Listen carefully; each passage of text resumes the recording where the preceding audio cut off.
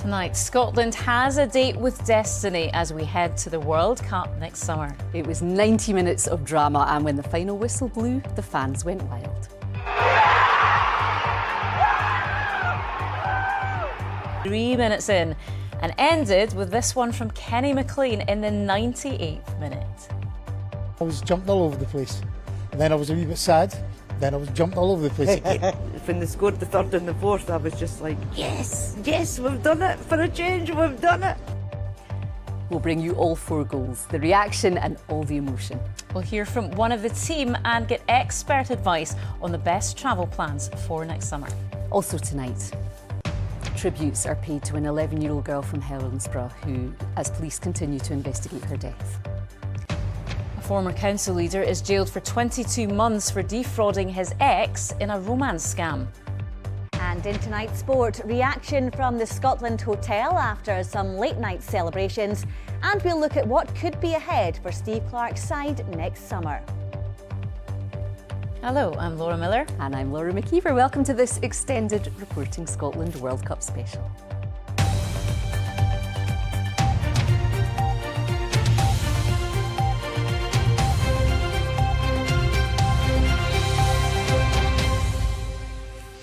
So, has it sunk in yet? How many times have you watched those goals back to check it wasn't just a dream? Well, almost 24 hours on. Scotland's World Cup qualifiers 2026 still has quite a nice ring to it, doesn't it? It does. It was a night of drama like no other. Wherever you watched last night's match, it will live long in the memory. It's been almost 30 years since we were last at a World Cup, and now a whole new generation of fans will get the chance to make new memories. In this specially extended programme, yes, we will let you bask in the glory, don't worry, but we'll also look ahead to what comes next. Our first report tonight is from our sports news correspondent, Chris McLaughlin.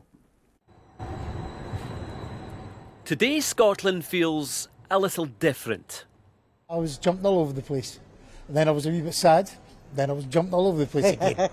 Then I couldn't believe it again. Then I was jumping all over the place again. When they scored the third and the fourth, I was just like, yes, yes, we've done it. For a change, we've done it. We now come to questions to Prime Minister. They were even cooing in the Commons. Mr. Speaker, let me start by congratulating Scotland on their magnificent victory last night, qualifying for the World Cup for the first time since 1998. And that's going to go in. It did, Oh, it's mental, man. One of the best feelings ever. Unbelievable. This group, the staff, all the fans, everyone deserves it, man. And it's brilliant. The pressure of getting to a World Cup was there, and now it's not. It's gone. So I'm going to enjoy it. I'm going to have a nice time over the festive period, enjoy it, and then I'm going to get ready to go to the World Cup. A country will follow. Chills, Chris, chills.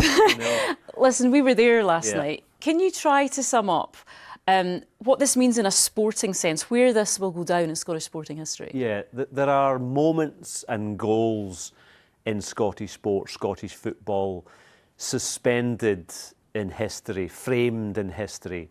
Iconic moments like Archie Gemmell's goal in 1978, the famous Dave Neary toe poke against Brazil, James McFadden, who we saw going absolutely crazy there, his goal against Paris.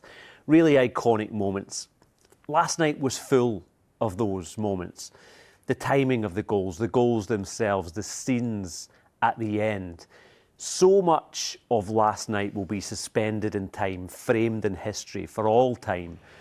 And I think the people who were there, like you and I, will be talking about it for a very long time. Sure will. And attention, of course, now turns to getting there. I mean, 200,000 fans flocked to Germany for the Euros last year. Will we see something similar to that next summer?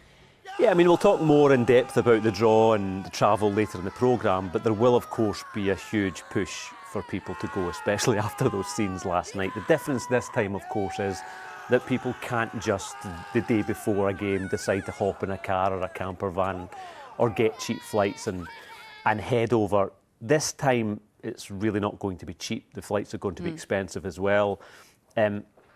Saying that, of course, 27 years if people have been saving up. They've definitely got a kitty ready, but there will be a clamour. 200,000 people like Germany, probably not. Few people wanting that on their Christmas list, I think, this year only. Listen, we'll speak to you later in the programme. Thanks for now, Chris. Well, we've had lots of anthems, haven't we, to get us to this point. No Scotland, no party. Scotland's on fire. And perhaps more now than ever, we'll be coming. Well, we're here. And though many may have awoken this morning with sore heads and hoarse voices too, there's now the chance for a whole new generation to write their own songs next summer. Our reporter Stephen Gordon has been getting a sense of what this all means to people across Scotland. Inside Hampden,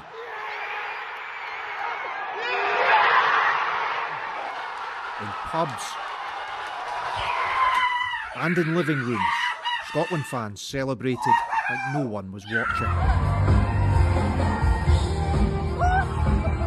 Even those whose attention was on other things got caught up in the moment as Scotland clinched their place at next year's World Cup. Absolutely fantastic! What a game! We were superb tonight. My voice is gone. I predicted the second goal and I predicted the third goal. I didn't predict the fourth goal, but honestly, absolutely amazing. Yes, I can boogie when we scored 4 goals last night. Today, Scotland fans were rubbing their eyes and asking, did that really happen? My sister was in a wee bar in Hill End and the whole pub just, erupted at the result. And I very rarely watch a match, but I made a point of watching that one last night because of the hype, and it lived up to the hype. Doesn't happen very often, does it? I looked up flights last night. Oh, did you? And it seems World Cup fever is contagious. Actor James McAvoy, golfer Bob McIntyre, and singer Amy MacDonald among those affected. The time difference was no barrier to celebrations in Qatar or Australia. While in Shetland, Steve Clarke's men inspired these young footballers. It makes me feel like anybody can do it. Like anybody from any background can do it. I was buzzing. I was absolutely mental. Everything, just final result, just celebrating with everyone. It was good. Next door to Hampden, pupils at Mount Florida Primary had burned off some nervous energy before the game. Today, they have new skills to practice. All of the goals were just really good, and also I loved the goal at the end when they just chipped it over the goalie. I was actually really happy. Shanklins. Yes, that's me too, me too. A highlight reel for the ages that turned the Tartan Army's dreams into reality. Stephen Gordon, reporting Scotland. Yeah, you can't tire of seeing those scenes, can you? Well, one Scotland player on the pitch last night who nearly wasn't there was the goalie Craig Gordon. He says he nearly retired in the summer, and Steve Clarke was the one who told him to give it one more year, and thank goodness he did. Indeed, he has chased this World Cup dream for 21 years and is finally able to enjoy the moment. The Scotland and Hearts veteran is at Tynecastle this evening as part of his testimonial, and we are delighted to speak to him now. Craig, great to see you. Has this sunk in yet? Absolutely not. I'm just listening there to some of the pieces that you're running there, and just to hear the living rooms, to hear the scenes that are going on, to catch up on everything that's been going on over the last sort of 12, 15, however many hours since the end of the game is just it's crazy to finally get there and be part of it all. Yeah, and if you can just talk us through the roller coaster of emotions out on the pitch last night. Have you ever played in a match quite like it? No, I don't think I have. As a simple answer, the quality of those goals that we scored, especially 3 out of the 4, to score one of those in a game is pretty special. To score 3 like that, yeah, and especially Scotty's won the first goal. I've never been on the pitch when somebody scored a goal like that. So yeah, to be part of that, it does feel like we've made history.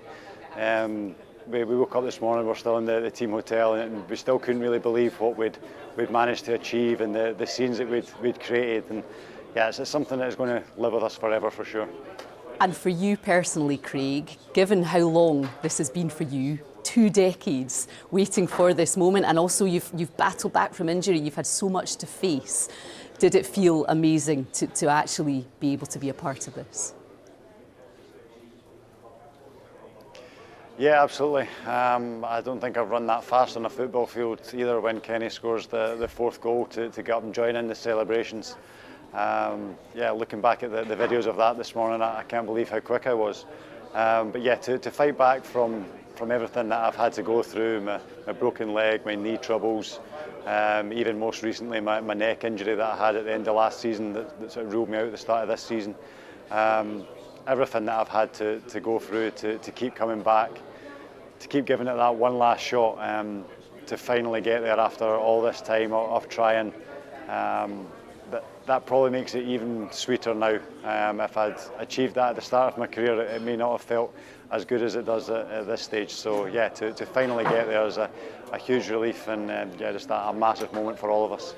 Yeah, I think the national team put out in their social media feeds that no one deserves it more. Talk to us about Steve Clarke, though. A lot of the players have referenced that pre-match team talk that he gave. What can you say about him as a manager and as a person? I think it speaks for itself, really. I think everybody has given everything that we possibly could for him. His speech in the hotel, he reminded us of some of the good times that we've had together, but also some of the bad moments and the feelings that we had after those moments, and to harness that and to put that out on the pitch and make sure that this was our night. And I think everybody that left that room in the hotel and boarded the team bus knew that there was something special about to happen that night. And yeah, we almost never got there, but in typical Scotland fashion, it's always right down to the wire, and this time it fell in our favour. Well, thank goodness it did. Craig, wonderful to have you on Reporting Scotland tonight. Thank you so much, and we can't wait to see what comes next. So what does come next for fans and everybody else? Well, we're off to the US, Mexico and Canada next year. But how should thousands of the Tartan Army go about booking a trip of a lifetime? Well, here is a bit of a rundown of what we know. World Cup 2026 kicks off on June the 11th. It is the biggest yet, with 48 nations taking part. And you can get a sense of that size by just looking at the spread of it. More than 100 games will be played in 16 cities in 3 countries. So let's take a look at where we could be playing. In what they're calling the Western region, there's the likes of Vancouver in Canada and LA in the US. The Central region includes host cities like Mexico City, Dallas and Kansas City. And then there is the East with some incredible destinations: Miami, Toronto, Boston and New York. Well, this will be on the minds of many today. How can I get a ticket? So far, there have been a couple of pre-sale ticket draws for tickets to as yet undetermined matches. But getting tickets becomes a far more realistic prospect after the group stage draw is made next month. They'll become available through the Scottish FA and the Scotland Supporters Club. This will also be a huge effort. Travel. We're talking international flights, visas, domestic flights in North America. But Laura, I believe you've got someone on hand to talk us through all that. I certainly do. I have the travel expert Simon Calder here. Who better to talk to about this? Simon, we don't have specific destinations yet for the Scotland Games. So is it best to wait and maybe not panic buy flights right now? Well, look, the big problem is that we don't find out, of course, who Scotland is going to be playing, more particularly where Scotland is going to be playing, until 5 p.m. Scottish time on the 5th of December. That's a Friday. The draw is being held in Washington, D.C., and then all will be revealed. The trouble is, as past experience has shown, and I know that last time Scotland qualified for the World Cup, the internet really wasn't much of a thing, but in recent history, as soon as all the teams know where they are going to be playing, everybody gets online, everybody bids up the cost of everything from flights to accommodation. So my view is, and I've analysed those different areas, the regions, Western, Central and Eastern, and I've come to several conclusions. The first one is that actually, it's very unlikely Scotland will be playing in the West on the Pacific or in Vancouver. The chances, there's a 27% chance of that. There's one chance in 3 they will be in the central area, which is basically Texas and Mexico, and that leaves 40% of a chance that they're going to be on the East Coast. Okay. And my view is buy a ticket now to somewhere like Philadelphia or Atlanta, non-stop flights to both of those from Edinburgh Airport, of course, and then wait and see. And if you have to buy extra domestic flights, they're going to be easily available within the US. Right, so that's flights. What about accommodation, Simon?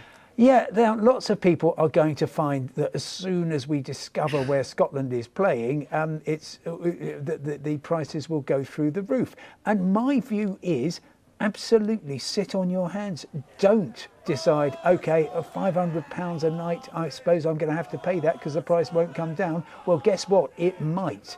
All the evidence we've seen from big sporting events is that as soon as the hotels think, OK, well, we can get rich quick on this, they put up their prices. Some people will pay them, but actually about 6 weeks before the matches, before the tournament, they'll be looking and thinking, oh, we're not full yet, and then prices start coming down. And the thing about America, as everybody knows, is that even if you are, for example, in Miami for a Scotland match, wouldn't that be lovely? There's going to be places 30 miles away, small towns, small cities, with a whole string of motels along there. There is a huge supply of hotel beds, not to mention solutions like Airbnb in the US. So accommodation I'm putting towards the back of my list of things to be concerned about. Please don't spend any money on flights or anything until you've got your ESTA sorted out for the US and your ETA for Canada. All you need for Mexico is just a British passport. Yeah, definitely don't forget the visa. That's an important one too. Simon, great to get your advice tonight. Thank you so much. Thank you. Now, time for some other news. And BBC Scotland News understands there are reports that the death of an 11-year-old girl in Helensburgh on Monday was drugs-related. Olivia Curley became ill on Friday and was taken to Glasgow's Royal Hospital for Children. Well, David Henderson is in Helensburgh for us this evening. David, what do we know then? Police Scotland have launched an investigation into the death of Olivia Curley. She was 11 years of age. She lived here in Helensburgh. She became ill at the weekend. She was taken to Glasgow's Royal Hospital for Children on Saturday, and she died there in intensive care. Now, that police investigation, we're told, is at an early stage. At this point, the police are only saying that the death is unexplained, but there are unconfirmed reports that Olivia's death could be drug-related, and her mother Samantha has said on social media that people, she doesn't identify who, have their daughter's blood on their hands, and she says that justice will be done. So she doesn't appear to be of the view that this was accidental. Tonight, Police Scotland said that the post-mortem tests that have to be carried out are not yet complete. So it's only at that stage will we know where this investigation goes. And David, tributes have been paid to Olivia. Yes, indeed. Tributes from her school, Hermitage Academy here in Helensburgh. The head teacher said Olivia was a much-loved member of the school community, and her loss, he said, had been profoundly felt by staff, pupils and families alike. He said that the school community were being offered counselling, help, chaplaincy services to help them through a difficult time. There were also tributes from Olivia's mother, Samantha, who described her as a sweetheart and said she'd loved her more than you will ever know. You were my strength, she said. I will never get over this sweetheart. And her posts also revealed increasing concerns for Olivia's health through Friday and Saturday before she was taken into hospital in the hours before her death. OK, David in Helensburgh, thank you. The director of a Christian charity radio company who defrauded thousands of pounds from a former partner in a romance scam has been jailed for 22 months. 53-year-old Andrew Paulson from Bearsden in East Dunbartonshire was found guilty by a jury of stealing £188,000 from the 72-year-old woman between May 2021 and March 2022. Suzanne Allen reports now from Glasgow Sheriff Court. The former leader of East Dunbartonshire Council, seen here on the left, walked into court today to face sentencing over crimes of fraud and embezzlement. In what's become known as romance fraud, he took thousands from a woman he'd known for more than 20 years after meeting at church. Andrew Paulson persuaded his ex-partner Anne Kelly to give him money to purchase homes, which they would then renovate together and sell on as a business project. He took some of the £188,000 she gave him to fund his lifestyle. We're here in Lenzie today campaigning for the Scottish parliamentary elections next week. I'm Andrew Paulson, standing... Paulson, who co-led Eastern Bartonshire Council between 2018 and 2022, was suspended by the Scottish Conservatives after the accusations were made public. Until now, he's been sitting as an independent for Bearsden South. Good afternoon to you, Councillor Paulson. Good afternoon, Andrew. Once a pillar of the community, he was also found guilty of embezzling more than £9,000 from Cumbernauld-based Revival FM, a Christian charity radio station where he was a director, having previously been the company's financial director. He used Revival Radio's direct debit card to pay for a casino outing and property refurbishments. Today in court, he was sentenced to 22 months in prison. The evidence in the trial revealed the fraud you perpetrated upon her was calculated and occurred over a prolonged period of time. It coincided with her receiving her financial settlement from her divorce. It involved you ingratiating yourself into her life by establishing a close relationship with her and then perpetrating a number of lies which deceived her, allowing you to defraud her of a sum in the region of £188,000. In a statement, Anne Kelly said, "The crime has not only affected me, but also my children, extended family and friends. What hurts most is that this was not a random act from a stranger, but a calculated, prolonged betrayal by someone I cared for and trusted over decades. I am still trying to come to terms with how someone I thought I knew could cause such deep harm with such apparent ease." Eastern Bartonshire Council told BBC Scotland News the length of today's sentence should automatically result in Mr Paulson being disqualified as a councillor. Suzanne Allen, reporting Scotland at Glasgow Sheriff Court. Now, there's been a drop in the rate of inflation for October. It now stands at 3.6%, the lowest in 4 months. But it continues to be bad news for our food bills, with everyday essentials continuing to become more expensive. And one food which has seen a dramatic rise is beef. The price of mince has gone up by 37% over the past year, with a kilo of standard mince typically costing nearly £7. Our business and economy editor Douglas Fraser has been looking at the story of beef. Less than 1 hour old, this calf is valuable, and not just to his mother. In a year, he could fetch around £1,800. The price for beef cattle has more than doubled in 5 years, helping explain the surge in retail prices. For this farmer near Inverness, beef livestock is now viable after years when prices were in the slurry pit and costs were soaring. The bought-in feed that we buy, we don't buy a lot in, but what we do buy has risen probably by 10% per year. Our wage inflation would be sitting probably at between 8 and 9% per year over the last 6, 7, 8 years. Farmers don't get to set the price for beef or other produce. It's set by the laws of supply and demand. With the number of beef cattle down, supply is tight, pushing prices up at Dingwall Mart. 40, 60, 80, 8 With prices like these, it should attract people back into beef farming and prices should stabilise, but that would take several years. Sadly, I think some of this is a little bit late and we're losing our herd in Scotland. And the worry is we'd lose our critical mass. And we don't seem to have enough young farmers and stocksmen, actually, people who will look after cattle and sheep, don't seem to be coming through. And I think we need to work hard on that. On the high street, beef prices are up by more than half in 5 years. In the past 12 months alone, up by more than a quarter. And at this Rossshire butcher, the price of mince has risen 40% in little more than a year, much more than steaks, as consumers look for cheaper cuts. There are very few restaurants now with steak on the menu. There are quite a few with some of the cheaper cuts of beef, but many have moved away from beef entirely and they're on to pork and chicken and a lot of fish dishes. But of course beef is still the staple. So they're trying to offer something, whether it's in the form of a shepherd's pie or steak pie or things like that, but fewer steaks and roasts than we've ever seen before. The share of household budget going on food after long-term decline is up, maybe permanently, and that looks necessary to make its production viable. I can see a future in the beef industry just now. For a long time I couldn't. My wife's an accountant, and you know she kept telling me that these cows are not making money. Why are you keeping them?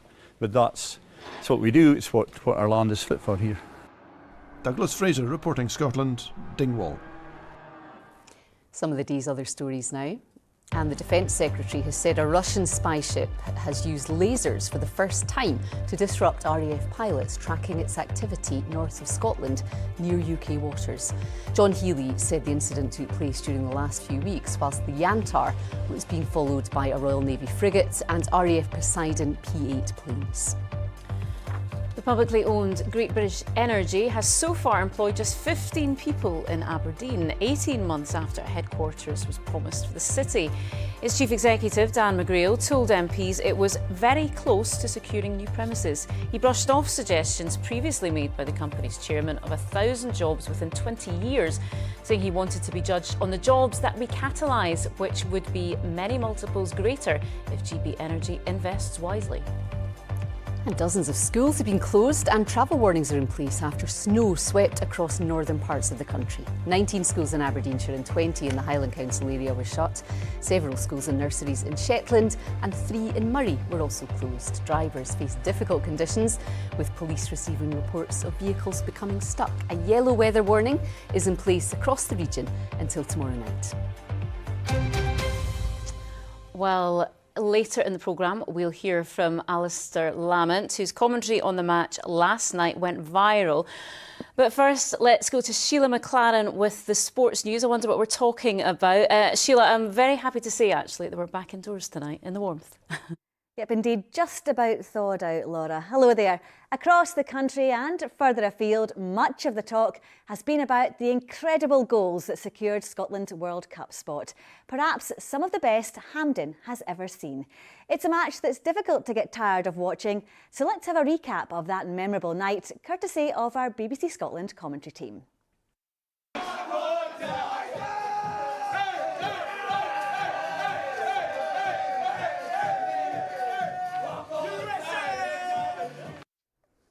Yeah, brilliant scenes there as the players quite rightly milked the moment. Plenty of them had lots to say in the aftermath too, as they reflected on an amazing match and a marvellous milestone in their careers. So here's a selection of soundbites from a satisfied Scotland squad. It was probably one of the best games of football I've been involved in terms of just everything happening. Just so much. It was just a roller coaster. The national anthem was special. There was goosebumps even on the bench, and then McTominay's goal. Don't get me wrong, it was probably the lightest contact I've ever had on a finish. It was just enough to claim it. I don't know too much about it, but it's a great ball for Fergie and just misses the defender, and it's just instinct to kind of stick your leg out and get a wee touch on it. Somebody at the edge actually told me, "Time, take a touch." The keeper, so to beat him from outside the box it has to be a really good strike. So I'm delighted with it, and then Kenny goes and takes the pressure off everyone with his goal at the end, and what a feeling. The fans at the end, I still don't think it's sunk in that we're actually going to go to a World Cup in the length of time it's been since we've been there. Unbelievable, I'm just delighted. I can't believe it, to be honest. It's everything you dream of as a kid playing in the World Cup. Our country's dream was on our shoulders tonight, and we turned up, we performed, everyone to a man, and just so proud of them. That's amazing. I've been in that stand cheering teams on over the years, and we've not been able to achieve it as a kid. So to be here as a part of a squad that's just qualified to World Cups, it's an incredible feeling, and it probably only sink in for a wee while. But the work starts now to get in that squad. Indeed it does. So now that Scotland's place at next summer's World Cup is confirmed, let's have a look at who they might face in the group stage. Countries are divided into 4 pots, you can see here. Scotland are set to be there in pot 3. That means they'll have one of the top sides in the world here, perhaps Brazil, like 1998, or maybe Lionel Messi's defending champions Argentina. England, France and Germany are also potential opponents, as are the 3 hosts, the USA, Canada and Mexico. Who would you fancy in pot 2? Well, it could be Croatia or Iran or even Australia. Pot 4 isn't complete with playoffs to determine the full lineup, but Jordan, Cape Verde and Curacao are all possibilities. And these are the dates you need to look out for. The balls will be pulled out of the hat in Washington on the draw on Friday the 5th of December. That's when Scotland will know who and where they are playing. The tournament gets underway on the 11th of June, and let me tell you when the final is, just in case. It's Sunday, the 19th of July. Well, this was the morning after the night before as Steve Clarke and his players checked out of their team hotel in Glasgow. A few bleary eyes, I'm sure, after some richly deserved celebrations. Back to their clubs they go for matches this weekend, but before they did, we caught up with goal scorer Kieran Tierney and captain Andy Robertson. Yeah, it feels amazing. Obviously an incredible achievement. We gave the country a day to remember, a night to remember, and yeah, that's what we set out to do, so we're delighted. A lot of emotion last night. Was that continuing through the night as you guys regrouped and sort of absorbed what happened there? Yeah, look, I don't think it will really sink in. Can we kind of keep moving? Sorry. Yeah, look, I don't think it will fully sink in until until we're probably on the flight, really. But we set out to do a job at the very start of this campaign. After the Euros, that was always the aim, to get back to a major tournament, and yeah, you don't get bigger than a World Cup, so we're over the moon. We wanted it so much. I think everyone could feel that from the start, and how we started the game and the atmosphere, and it was just a perfect night. Tell us what it was like in there last night. It was good, aye. As we say, you don't know, it's 20 odd years since the last time, so you don't know whenever it's going to be done again, so you need to enjoy moments like these in football, and as a team and everyone together, we enjoyed it. Well, the man who steered the ship is Steve Clarke, whose persistence and determination sees the head coach take the national team to his third tournament. And he was beaming with pride on the Hampden touchline. Clarke was appointed 6.5 years ago, and after a slow start, he soon got into his stride, leading Scotland to the COVID-delayed Euro 2020. Who can forget that penalty shootout in Serbia? Failing to qualify for the Qatar World Cup was a disappointment, but there was a return to tournament football in Germany last year. A World Cup is the icing on the cake, and it means Clarke has achieved more than any of his predecessors. Well, joining me now is someone who knows Steve Clarke well, former Scotland international Craig Burley. Craig, thanks so much for joining us. You're in the US at the moment, one of next summer's host countries. How pleased were you for your former Chelsea teammate last night? I was delighted for him. I was delighted for all the players. Obviously, you've played all the sound bites and what it meant to everybody, notwithstanding the fans. It's been 28 years, and you got to enjoy these moments. They're few and far between. I mean, nights like that at Hampden Park. I mean, I don't know how long before we'll see another one.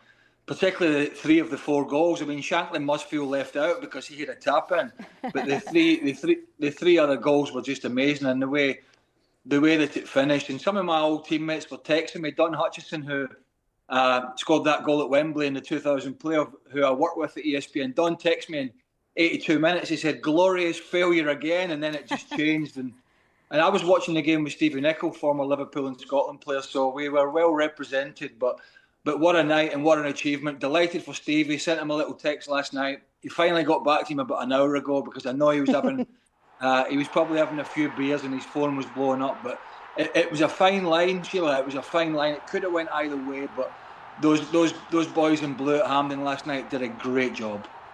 How were the nerves then watching that? Well, I don't get too nervous these days because I'm not the one that's going to get criticised for making any mistakes or getting sent off or doing all that stuff. So I was okay about that, but I just know what it means to go to a World Cup as a player. And you mentioned some of the teams that Scotland could draw. There's some big teams there, obviously. 98, we drew Brazil. They were world champions at the time. Things have changed a little bit for them. They're not quite as good a side as they were, but we opened the World Cup, as you know, in Stade de France. It was the opening ceremony. It was 90,000. There was a huge pressure. So, I think you always want to draw some of the real big countries just to pit your wits against them. And I think that could happen again for Scotland. And whoever you get is going to be difficult. The Danes gave us a difficult night last night. So whoever Scotland get is going to be tough. But I think when you get to these tournaments, you want the marquee kind of teams to pit yourself against them, and hopefully Scotland get that. Craig, as you well know, you were the last Scotland player to score at a World Cup. We'll try and show this goal you scored against Norway now. I bet you're hoping somebody else can take that off you. I think they will, and I think I've dined out on it way too long now. That's 28 years, still dining out on it. As somebody said, the boy scored at the European Championships, but I said, nah, it's not the same. You've got to score at a World Cup. So I'm sure somebody will get us over the line, and people can stop talking about that. I'm also the last player to be sent off for Scotland at a World Cup, but I'm hoping nobody sort of takes that one away from me, because that will make Stevie's job even more difficult. But I just know myself, that feeling when I scored in Bordeaux against Norway, of running to the Scotland fans, running to the Tartan Army, knowing that you scored in the World Cup, growing up as a kid in Ayrshire, watching, you know, Davy Neary scoring the '82 World Cup against Brazil, and watching all those big games. You're out in the back garden, as a lot of kids are, on the park or on the street, you're kicking that ball about and you're thinking and you're dreaming of it. I was fortunate I got to do that, and a whole generation of players in the last 28 years have not. This generation most of them are going to get that feeling of being in North America, playing in the biggest stage, and hopefully doing themselves justice. And that's, as a kid, what you dream about. Craig, thanks so much for joining us, and hopefully we'll see you over there next summer.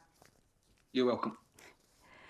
Well, and finally, we've seen all the goals, and we'll keep watching them for a bit longer, but there are some things you might have missed in amongst all the chaos last night. His mum, of course. Then just look at this hug for his head coach at the end, summing up the relationship between this squad and the staff. Well, a member of the Tartan Army looks to have gone home with a wee souvenir, thanks to midfield maestro John McGinn. That's quite the keepsake there. And what about Steve Clarke's words of advice for Kenny McLean as he prepares to shoot from the halfway line? Nicely ignored there from Kenny. And it was a tough night for Ben Gannon-Doak, going up injured early on, but that didn't stop him joining in the celebrations. It's good to see there. And then, of course, the boss, with the understatement of the year. What a night indeed. Yep, what a night, Laura. What a night. Our voices are there to show it. Absolutely, such a pleasure to watch all of that back tonight, Sheila. But yeah, we'll be watching it back for a few more nights yet, won't we? Thank you. Now, while we were all basking in the Scotland team's achievement after enduring years of disappointment, there is a generation of children who've only seen a resurgent national team. Qualifying for the Euros and now the World Cup. Could this inspire our future internationals? Well, Cameron Buttle is in Melrose and he's been speaking to some young footballers. It's not all about rugby down here in the Borders. Yes, this is Melrose Rugby Club, but out there on the pitch is Melrose Football Club, because this is where they do their winter training. Now, Melrose Football Club is one of many down here in the Borders. It's going from strength to strength at the moment. There's around 350 players, 100 of them young girls. Out there braving the sub-zero temperatures tonight are the primary 3 to primary 5 group, and they were absolutely delighted with the Scotland result last night. It was great, the atmosphere was amazing, and the game was so exciting. It was definitely worth it, driving 2 hours. For the first time ever, Scotland has, I think, got into the World Cup, and it was just so amazing. What did you think? It was amazing. The pass to the Vicey is very cool. I really liked it. Yeah, it's a lot more inspiring watching the Scotland players being able to play, and then it just makes me want to feel like I want to be one of them. It's a real inspiration, I think, for the kids, seeing their fellow nationals qualify and have such success. So rather than being an inspiration around a Ronaldo or a Messi, I think this morning everyone wanted to be Scott McTominay and Kenny McLean. It was quite good. I liked the bicycle kick and the halfway shot. I did not expect all the goals to happen, and I was getting a bit worried before the end. And how do you think they'll do in the World Cup? I think they'll do well. I think they'll probably get to. Don't know. I don't think they're going to win it, but hopefully. I don't know. I think they might have a pretty good chance. So I'm hearing that Scotland World Cup tickets are high up on Santa's wish list. But I was speaking to one parent and they said, good luck with that. Cameron Buttle there in Melrose. Well, it's not just Scotland's football team who've captured imaginations last night. Yeah, the commentary from those moments, those 4 goals, are already entering into footballing folklore. They've been shared across the world on social media, encapsulating the absolute joy that the beautiful game can bring. Well, BBC Scotland's Alistair Lamont was on commentating duty for BBC Radio Scotland last night. I'm sure many of you will have heard it by now. Yeah, just in case you haven't, here is Al's commentary, which has been brought to life with the help of some other BBC Radio Scotland presenters. At the edge of the box, and it comes all the way back out to John McGinn. Now it's back with McLean just inside the Danish half. Back in towards the edge of the penalty area. Against a Danish head that gets to it. Not entirely clear. Kieran Tierney! Kieran Tierney has taken Scotland to the verge of World Cup return 27 years on, and that could be the goal that takes us back to the big time. It's Scotland 3, Denmark 2. As Hulman has it, he's surrounded, he pokes the ball back. Surely now Scotland will hold on to possession. It's McLean, he's looking to go for goal from the halfway line. It's Chip Smith.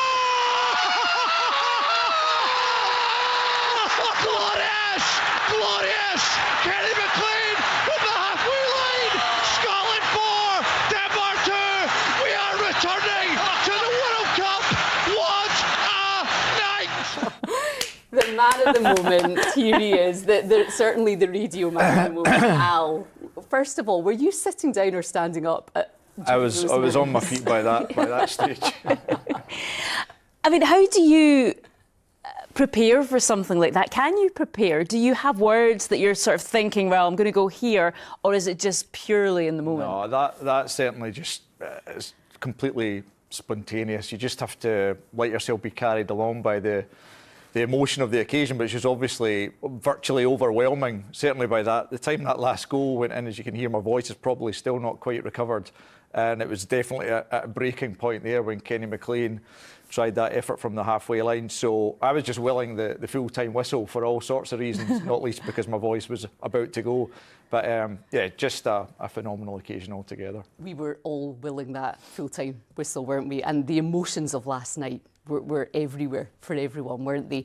When you look at this moment in your entire career, where would you place it?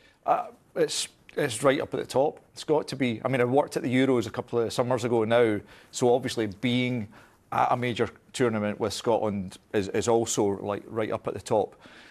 But just that occasion, the way it kind of toed and froed, were we going to do it, were we not, were we going to be disappointed, were we going to have to try and go through the playoffs and all the angst that would have come with that, to the way it just unravelled in injury time. I mean, I've spoken to a number of people and they're all kind of saying similar things. We will never be involved in a game like that ever again, you know, because it was such a long wait to end that World Cup drought and absence. It simply just won't happen again in any of our careers. So, you know, it's such a privilege to have been able to do that. Your commentary has gone viral, as you know, and it sort of, I guess, spoke for a nation in those moments. Have you been surprised by the reaction to it? Flabbergasted and overwhelmed, to be honest.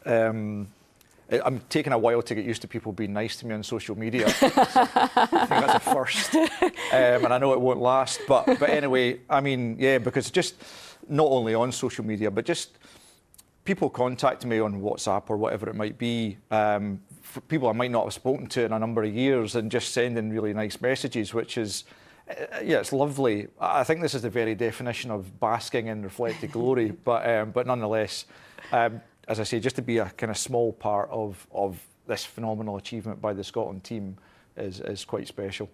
And we all, as professionals, were emotionally invested last night. Laura, you were there too. Yes. It's hard not to be. What a night. And under these circumstances, it's okay, isn't it, to let your emotions I think so. ride in? I think when it's the national team, you know, obviously we have to be objective in any game or whatever we're covering. But then when it's the national team, I think there's a little bit more leeway. And when it gets to an occasion like that, and when it's so important, there's so much riding on it, and when the nation as a whole is, you know, you can tell it's everyone willing these goals to go in. I think most people will accept that it's all right for the commentator to get a little bit carried away. Well, listen, nobody underestimates what pressure you had yourself and sort of speaking for a nation at that time. But you absolutely nailed it. It was phenomenal. Thank you so much for coming to talk to us. And go and get a throat sweep. Right, let's just sum this up now. Our sports news correspondent Chris McLaughlin is back. Chris, this goes beyond a game. It kind of goes beyond football, doesn't it? Yeah, how do I follow Alistair Lamont? It does. It feels like more than a result. It actually feels more like a release, you know, released from a generation of what-ifs, released from other nations telling us that we're not good enough. Proper release in a sporting sense. But also, this is a result, a game that can properly inspire. There will be young kids who went along to that game or watched on TV, came home, went to bed, bursting with pride. The next Tierney, McTominay, Robertson watched that game last night, and they will be looking on and absolutely desperate to make sure the next time, I want that to be me. Oh, Chris, we're going to start crying again, I think. Thank you. You go home and have a rest now. And if you haven't had enough of all this, there is even more to enjoy on Scotcast, isn't there? Yeah. On BBC Sounds and iPlayer, Laura and the team join forces with the Scottish Football Podcast and Sacked in the Morning. All the kind of viral content around today, some of the best stuff has been just folks' reactions as they're waiting just for this goal. Yeah. When Ken McLean spanks it in from essentially Paisley, that you're ready to go. Just how human these players are. Yep. They have the emotional attachment to Scotland and pulling on that national jersey as the fans would hope that they do. Yeah, you can get that on BBC Sounds and on iPlayer. It was good fun, just a good old chat about it all. Chris is here with the weather. I was saying earlier, I am glad to say that we're not at Hampden tonight because it does still look absolutely freezing. It was freezing last night. You did look cold. You did look. It's been cold everywhere today, though. This seemed quite Christmassy, really, and no doubt some this morning will have felt it was like Christmas morning after last night's events. Thanks very much indeed. Good evening to you. Yes, if you've had the snow showers, take a look at this picture. The snow's really been building up across parts of the north and northeast in particular. If you haven't seen the snow showers, you'll have had some sunshine, and yes, it has been cold, hasn't it? Met Office yellow warnings remain in force across northern parts of the country and the Northern Isles and Hebrides and the southeast for further snow showers and ice, but still some icy patches out with those areas too. So through the course of this evening and overnight, those showers continuing to stream in on fairly brisk north winds. Temperatures there in towns and cities well below freezing, colder than that in the countryside. So that takes us to tomorrow. And once again, we've got cold northerly winds feeding in Arctic air, feeding in snow showers, rain or sleet around the coast, but inland falling as snow. And just take a look across the northeast. If you're travelling through parts of Aberdeenshire, Murray, Angus and the far north tomorrow, you could well see some disruption as those showers merge together to give a longer spell of snow. But much of central and southern Scotland, dry, crisp, sunny and cold. And a few showers just creeping in towards parts of the southeastern borders, Duns, Eyemouth, a bit more cloud through the Lothians and borders. Elsewhere, though, plenty of sunshine. There's those showers still with us across the northeast, perhaps the odd rumble of thunder with one or two of those as well. Towards the west and northwest, the showers here more likely to be of rain or sleet, same too across the Northern Isles. Tomorrow evening and tomorrow night, a ridge of high pressure begins to work its way in, killing off those showers, but leaving us with clear, cold conditions tomorrow night. In the countryside, -10 to -12 if you've got snow on the ground. So a very cold start to the day on Friday, but a little bit of a change. We've got this weather system moving in, bringing a slice of slightly less cold air. Initially, it's bright and sunny, some early mist and freezing fog patches. Then the cloud moves in, trapping the cold and giving quite a raw feel. And some showers pushing in towards the northwest with this weather front moving in, some transient snow on its leading edge. But for many, it's another cold day. That milder air not really moving in yet. This is the weekend, low pressure with us. We cut off the cold north winds, but it will be cloudy and wet, not quite as cold as it's been. This is Saturday, cloudy with a few bright spells, a few showers, then some rain just pushing in towards the southwest later on. And then on Sunday, with that low pressure overhead, it will be unsettled. Cloud, showers, longer spells of rain, windy in the south, not quite as cold as it has been, but still chilly. That's the forecast for now. pictures, though, always. Always. I was just wondering, have you had a chance to look at the models for the US, Canada and Mexico next summer at all? You're getting into Sally Magnuson territory. I haven't, but fingers crossed it will be in our favour. You're coming out, though, aren't you? Yes, please. Thank you, Chris. And thank you so much for your company. That is it from us on this Reporting Scotland special. Now the dust has settled a little on what has been a historic victory, and we really hope that you have enjoyed looking back on the last 24 hours as much as we have, and also thinking ahead as well to summer 2026. Yeah, I think we have just about used up all the superlatives that there are that we can use about last night. So I think we're just going to let some of the images do the rest of the talking. Laura, you're back with the late news tonight. I am. But for now, from all of us here on Reporting Scotland, good night. Bye-bye.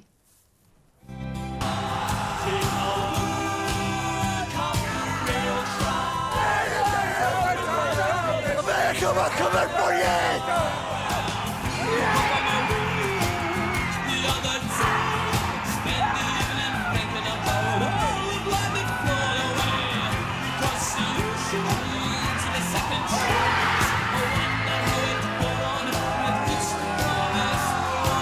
Absolutely buzzing. We're literally planning a trip to now in a caravan and a car. That's what we've got. So that's what we're selling them and I'm selling the reins and everything, man. I'm just so glad we got there. I'm so glad for every Scottish person. We get to take our little girls, we get to take our little boys to the World Cup for the first time since 1998.